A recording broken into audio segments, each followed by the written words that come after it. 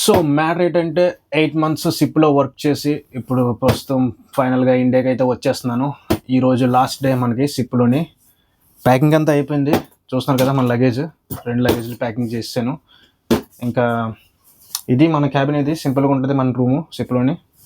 ఒక టీవీ ఇస్తాడు అండ్ ఇద్దరు కలిసి ఒక రూమ్ ఉంటుంది, 2 బెడ్లు పైన కిందన, అండ్ వార్డ్రోబ్స్ ఉంటాయి, ఇద్దరు కలిసి 4 ఉంటాయి, అండ్ అటాచ్డ్ వాష్రూమ్ సింపుల్గా.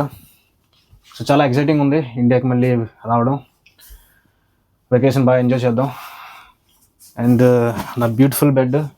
సిప్లో ఏదైనా మిస్ అవుతానంటే ఇది ఒక్కటి మాత్రమే.